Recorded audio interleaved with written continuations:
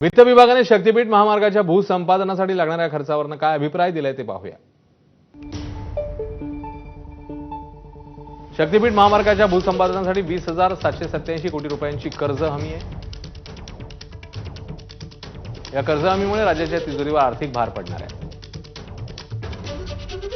राज्याच्या कर्ज घेण्याच्या क्षमतेवर विपरीत परिणाम होईल। तसंच जास्त दराने कर्ज घ्यायचं की नाही याचाही विचार करायला हवा। मोठ्या प्रकल्पांसाठी बीओटी धोरणाचा पुनर्विचार व्हावा। तर यावर राजकीय वर्तुळातून काय प्रतिक्रिया आल्यात आपण पाहूया। काल 20,000 कोटी रुपये या प्रकल्पासाठी मंजूर केले। त्यातले 10,000 कोटी ठेकेदारांच्या माध्यमातून पुन्हा स्थानिक स्वराज्य संस्थांच्या निवडणुकीमध्ये वळवले जाणार आहेत। विधानसभेत ते झालं, लोकसभेत तेच झालं। हे जे प्रकल्प नवीन काढले जातात ते ठेकेदारांसाठी काढले जातात। कॅबिनेटने याला मंजुरी दिलेली आहे। एका बाजूला 9.5 लाख कोटीचं कर्ज या राज्यावर आहे। आता परत हे हुडकोकडून कर्ज घेणार आहेत।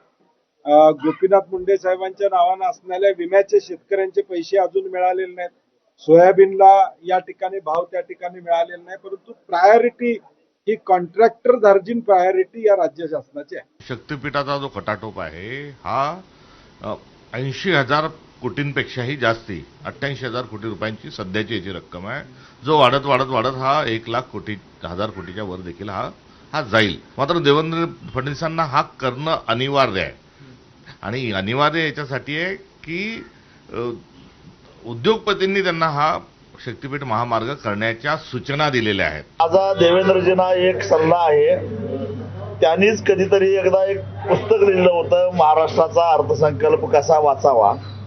मला वाटतं की त्यांनीच पुन्हा आता सवडीनं ते पुस्तक पुन्हा वाचावं आणि मग हे अर्थशास्त्रात कसं बसतं, आर्थिक शिस्तीमध्ये कसं बसतं हे अत्यंत हुशार आणि अभ्यासू असणाऱ्या देवेंद्रजींनी महाराष्ट्राला समजावून सांगावं।